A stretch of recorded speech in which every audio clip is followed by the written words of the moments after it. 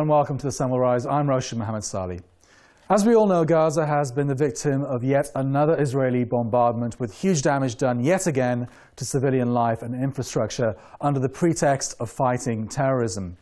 And while the bombs have rained down on Gaza, the media war has also been raging on the airwaves, in newspapers and websites and on social media. The traditional Western media giants, especially such as the BBC, have come under unprecedented criticism for their alleged pro-Israeli bias. They, meanwhile, insist that their coverage is free, fair, accurate, objective and balanced.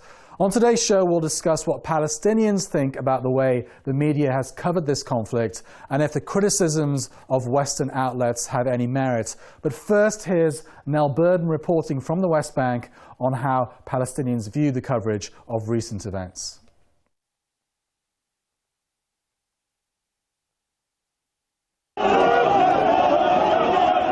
Following the killing of 3 Israeli settlers in the West Bank and the subsequent burning alive of 15-year-old Palestinian Mahmoud Abu Khader in a revenge killing,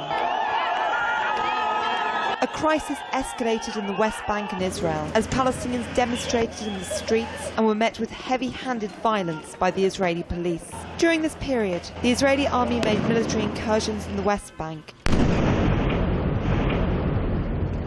arresting over 500 members of Hamas. From the outset of Israel's offensive on Gaza, dubbed Operation Protective Edge, international media, particularly US and British outlets, were accused of portraying serious bias towards Israel, while ignoring the rising fatality count of Palestinians, including innocent civilians. The media, with the start of that war, will be controlled immediately by the military control or military monitoring. And none of any international or Western reporter can send or even film anything unless it will be approved by the Israeli military. On Tuesday evening, we made a mistake. The US ABC News was fiercely criticized by Palestinians and rights groups. The initial reports on Gaza portrayed bombed Gaza homes as Israeli homes and claimed it was the Israelis fleeing from aerial attacks. It was only after intense pressure from social media that ABC News withdrew the video and apologized for sending misinformation. There is no balanced media coverage of Gaza war right now. There are no breaking news, and in every 20 or 30 reports, media reports, there is something on Gaza. And if there is something on Gaza, you find there something that maybe explains, maybe something that says something about what Israel wants, or something that they pass what Israel says in their reports. TVs and media is broadcasting Gaza war from many angles. For example, media in the world is covering the war in a bad way, that is showing Palestinians as if they're terrorists. Jenna explained that although Israelis censor all international news from the country, it is social media that has been most progressive during the bombing of Gaza, and that hashtag and trending has ensured the Palestinians can tip the balance of media coverage. With the Israeli assault on Gaza now intensifying and the fatality rate rising at a rapid rate, Palestinian media analysts say it is only now the Western media is catching up with the rising death toll in Gaza. Melbourne for The Sun Will Rise, occupied Ramallah. To discuss the media coverage of the Gaza crisis, we have 2 guests with us in the studio today. Hafsa Kara Mustafa is an Arab journalist and a specialist on the politics of the Middle East. And Masood Chajre is the chair of the Islamic Human Rights Commission and the organizer of the annual Al-Quds or Jerusalem Day March in London. Thanks for joining me today. Hafsa, if I can come to you first. What do you make of the media coverage of the Gaza conflict so far? I think it's been absolutely shameful coming from the mainstream outlets. We are seeing a complete double standard. We're seeing a country that is being pounded, victims, 200 essentially civilian victims, and there seems to be, from the mainstream media, a sort of parallel between the two sides, where it is a clear-cut case of an oppressed people facing a brutal attack from an occupying force. So I think it's fair to say that the BBC essentially, which is sort of has some sort of moral responsibility as being the mainstream UK media, has been particularly disappointing in actually fueling that idea that there's sort of an equal conflict. And I think that the protest, which was outside their headquarters a while back, actually clearly indicates that there is anger from the viewers who are now who have more access to raw images coming straight from Gaza, and they're actually witnessing that they're being lied to. I mean, the BBC isn't here today. I mean, we will hear a lot of anger directed towards the BBC in reports later on in this programme. But they've come out with a statement saying that actually they reject these criticisms.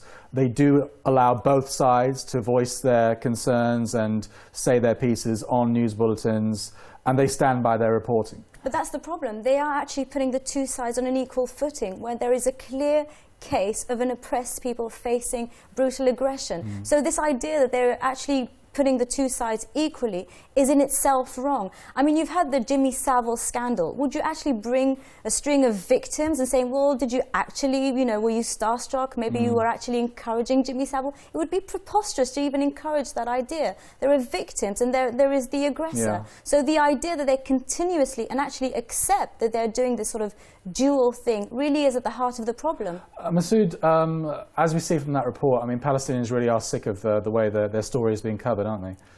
It's not just Palestinians. We are sick of it. I mean, I turn off TV. I'm a sort of political animal which likes to watch news on all channels, but I was finding it very difficult to actually stomach watching this. It's not just the empty claim that they want to be sort of neutral on this thing. The reality is that they are actually, the way they're presenting all the Palestinians as terrorists, and they're presenting Israelis as Democrats, and they're giving them justification for being involved in the war, but the terrorists are just mad people who just want to kill people. They have got no justification. Have things got better, compared to the coverage 10 years ago? Has it got slightly more pro-Palestinian? No, I think not to. The reason, there are other players at play as well. The Zionists have got an extremely well-oiled sort of machinery of propaganda, and therefore, no matter what happens, you can't be equally balanced because they've got huge propaganda machinery. They've got professionals involved both in military and outside, and indeed they have many people in the media. The reality is that the culture has been created now that presents Palestinians as barbaric and the Israelis as civilized. And this is what is pumped in our media day in, day out. And then, we have things like CNN, which, it's owned by the Zionists, run by Zionists. And, when you look at one of the biggest shareholder in the corporation, you see there's Israeli. So really there is no equality for Palestinians to be recognized as equal human beings, let alone their cause. Okay. All right, we'll come back to this discussion in a few minutes' time, but we're going to move on because the Gaza crisis has aroused real passions here in the UK where we are, with thousands coming out onto the streets to denounce Israeli aggression as well as the media coverage of it. Luke Mason has been finding out what the protesters have been saying. The brutal bombardment of Gaza by Israeli forces has killed many, many people. The belated media attention, the BBC and Western media coverage has gotten the situation, has sparked outrage, and many people are gathered here in central London today demanding justice and an end to the violence. As the day wore on, people kept arriving to show their support for Palestine. Nearly 10,000 protesters crammed central London next to the Israeli embassy, determined to make sure their voices were heard. Many were frustrated with the coverage the situation in Gaza has received. It's appalling. I mean, they really do just take the Israeli government's line and say that is the truth. And then after the event, you might find something. But their initial response is always to blame the Palestinians, never the Israelis. It's always to talk about them under threat and never the deaths. The Palestinians never have names, they never have photos, they never have families, whereas Israelis are always poor victims. Many of the protesters were particularly frustrated with the BBC. I think it's typical. They'll always give unfair coverage. They'll always stick up for Zionists. They'll always portray it as, as a conflict between Hamas and Israel, but that's not the truth at all. It's an occupation, it's an apartheid, it's a racist apartheid state. There were further protests across London, including a march in the BBC building in central London, where thousands of people united to condemn what they see as unfair reporting on the situation in Gaza, favourable to the Israeli point of view. The people of Palestine live in constant fear that they will be attacked, with hospitals in desperate need of medical supplies. Many Palestinians feel helpless and desperate to protect their families. Most people view the struggle of Palestine as a human issue that unites people from all religions and beliefs. It is so, I haven't got the words to say. And it's I feel such shame that everything is doing in our name. Not only Gaza should go back, the whole land should go back for Palestinians. From the river to the sea, this is false Zionist propaganda. And we have to break this, show Jews and Muslims can live together. Many people throughout Britain believe the attacks on Palestine are not receiving the coverage they need. They see the mainstream media institutions as portraying the conflict as an evenly matched battle, with both sides inflicting similar damage. But it's a hypocrisy that many people can no longer bear from the media that's the source for this mass protest. People across the world are marching, united with the Palestinians in their long struggle for justice. Luke Mason reporting for The Sun Will Rise. Hafsa, before that report, you were saying that one failing of the BBC was that presenting as the two sides as equals, military equals, whatever. Another failing that a lot of people are talking about is the lack of kind of context that the Western media give when they're reporting on Israel-Palestine. They treat everything as a separate event, but they don't give the context of occupation and siege. Is that, you agree with that? Very much so, and I think there have been statistics that have revealed that the average Briton actually even thinks that the Palestinians are occupying Israeli land. I mean, that's incredible, isn't it? Yeah. It is almost, you could almost laugh if it wasn't so tragic. And that obviously comes because the info that they're getting is actually not giving them the whole picture, which is that the Palestinians are occupied and the Israelis are doing the occupying. So again, it is very important to put context, to put what prompted this to happen, what prompted Hamas to do whatever it did. Yeah, because the current focus on a lot of the Western media is these Hamas rockets going into quote-unquote civilian areas in Israel. Well, that's the thing. It's as if suddenly guys from Hamas just wake up and say, well, let's throw inefficient rockets. Let's remind the viewers that they don't do anything, they don't do any damage. But the idea that somehow they're doing it out of the blue, they're not. They're reacting, and they're actually applying their right, entrenched in international law, to react and to oppose occupation. So they're doing it for a reason. They're doing it because they're victims of Israeli oppression and occupation. Masood, I mean, if we can cut to the chase, would you go as far as to say that for the Western media, the BBC, etc., an Israeli life is worth more than a Palestinian life? Yeah, absolutely. That is exactly what is happening. The culture have been because they would be very offended if you said that to them, wouldn't they? Well, you know, then they should actually show compassion towards a child that is killed in comparison to another child that has been killed. You know, the reality is that, you know, we have created this culture. This culture is already, we could blame it on media is created, or media is either part of it or promoter of it. Is that there is a racism there, that Palestinians are barbaric and, you know, they should be kept other side of the wall to protect this European sort of stock of civilized people who are the Zionists who are living there. And that, unfortunately, is the narrative which is being pumped in all the time. And the fact that, you know, the resistance have come as a result of occupation is completely forgotten. I mean, resistance didn't come first. Occupation came first, and resistance was a result of the occupation. As a journalist yourself, Hafsa, do you see a difference between the American media and the British media? I mean, the American media seems much more gung-ho and blatantly biased, whereas the British media is a bit more subtle, isn't it? Exactly. I think the Americans they've obviously taken the side of the Israelis, and the way it's portrayed in their media is that the Israelis are right and the Palestinians are wrong.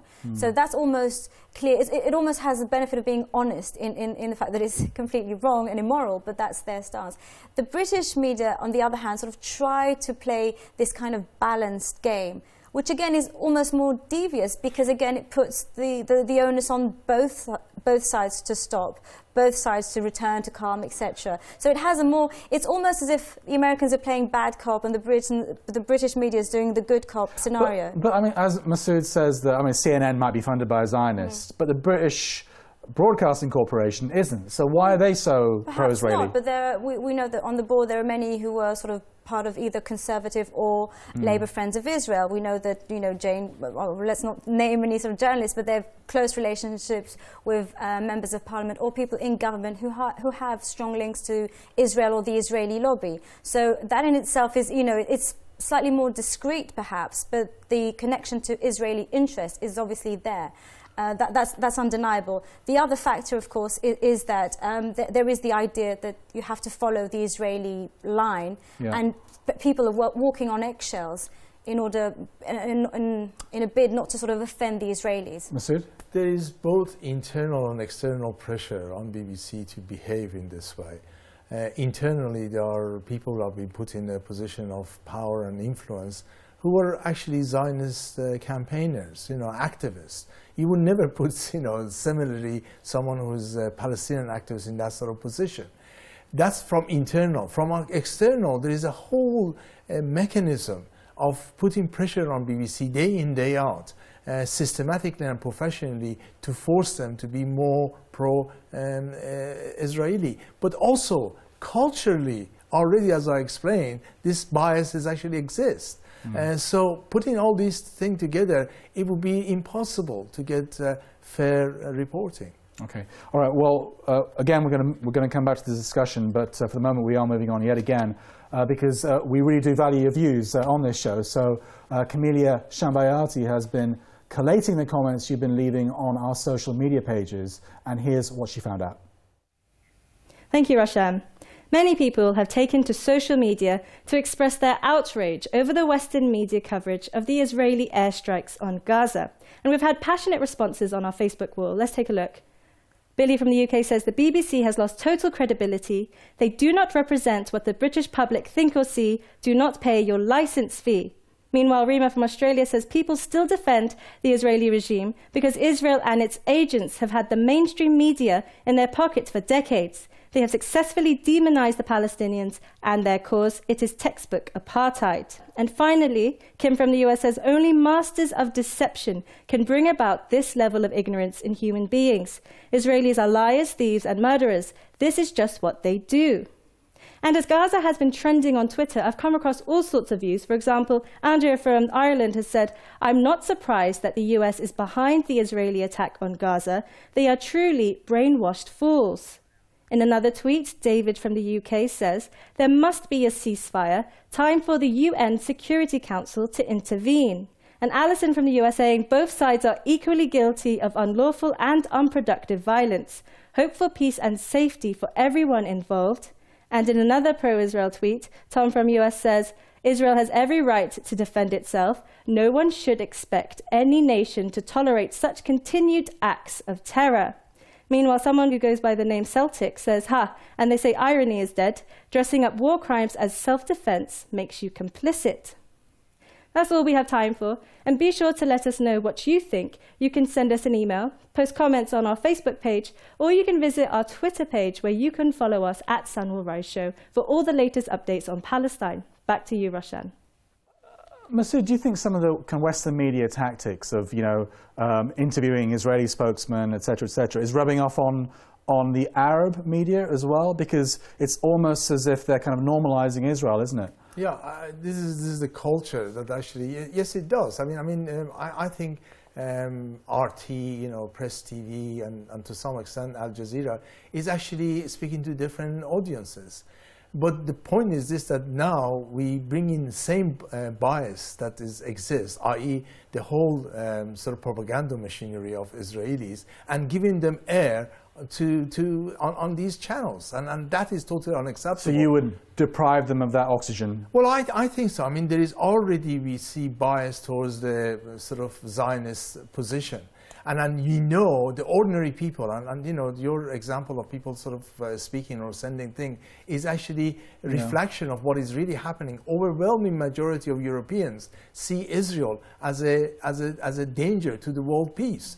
But our media, including BBC, doesn't reflect that. So we need to have other channels to actually bring some sort of balance. I have to say, again, as a journalist, your experience, do you think the traditional media is losing its power in this age of social media? Very much so, and I have to agree with Masood. I think we have to capitalise on what is happening and make sure that other channels, alternative channels, the ones that are actually showing the genuine picture, regain the viewers that are being lost because the BBC is completely disappointing. Other mainstream channels obviously are disappointing. So they are turning to the alternative channels for information. And I think we need to capitalise on that and ensure that they do get the fair picture, the real picture, and obviously not the one that's tainted with the picture of Mark Regev and all his ridiculous discourse. I think they need to see the real pictures coming from Gaza, and this is a crucial moment. So we really need to capitalise, I think, on that.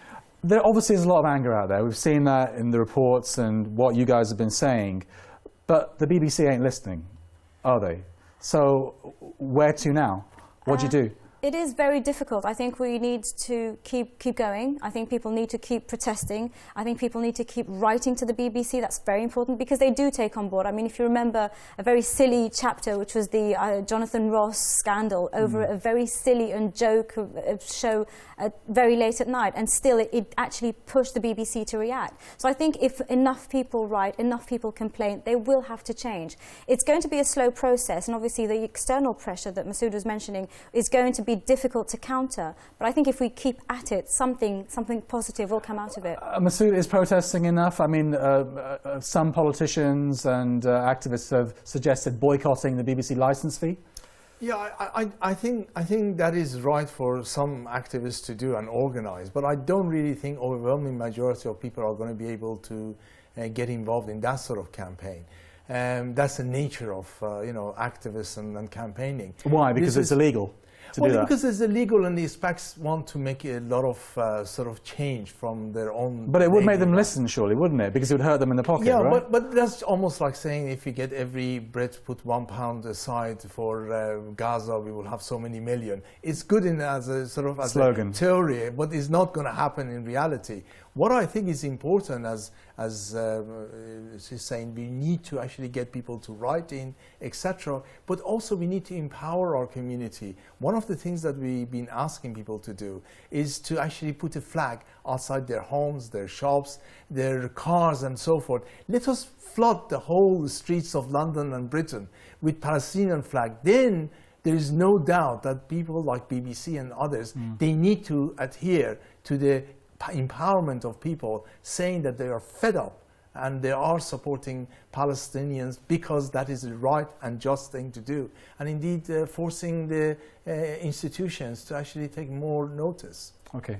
Well, we're out of time now, actually. So actually, thanks a lot, both of you, for coming in today and kind of giving us your insight into what you think of the recent media coverage of the Gaza crisis.